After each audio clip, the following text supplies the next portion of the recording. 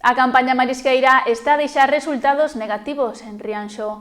A chegada do auga doce complica a supervivencia do marisco e eleva a súa mortalidade. Os traballadores do mar da Confraría de Rianxo afrontan o terceiro mes do 2023 coas campañas do voo de vara e o marisqueo. A primeira está a ser positiva polo alto volume de volandeira e as súas boas capturas, a pesar do baixo prezo que está a bater en lonxa. Sen embargo, a extracción do marisco non está a ser tan proveitosa.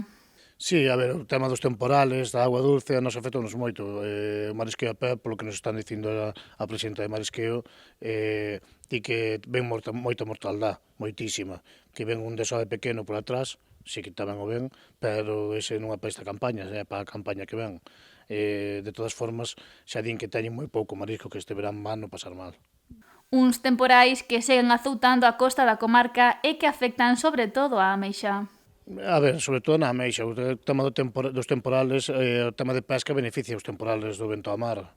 En cambio, no marisqueo, estas aguas dulces, con este vento que hubo do sur, a nós afectanos moito, embalsa máis a agua aquí, a agua dulce aquí no fondo da ría.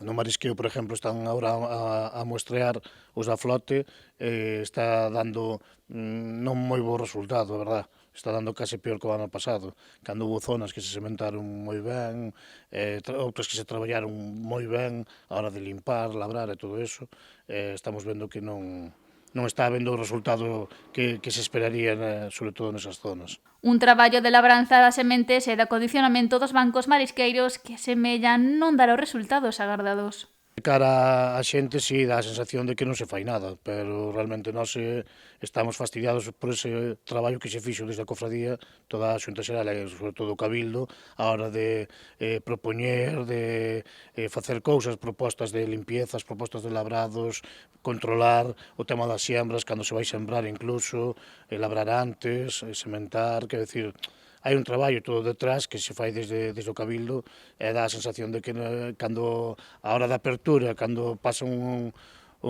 caso deste estilo, dá a sensación de que non se fai nada, pero si teñen un traballo bastante grande o que é os do Cabildo. E de cara á campaña que se desenvolverá no verán, non hai boas expectativas tras as mostraxes realizadas. Polo que estamos mostrando, non, pero a ver, unha cousa é o mostreo. Eu sempre digo que hasta que vai a flota inteira que non se van ver os resultados, porque o mostreo é un resto solo que pode caer ben ou pode caer mal nunha zona. Se cai mal, dá a sensación de que non hai nada xa. Hasta que vayamos todos, non son partido de dicir tampouco vai ou non vai haber.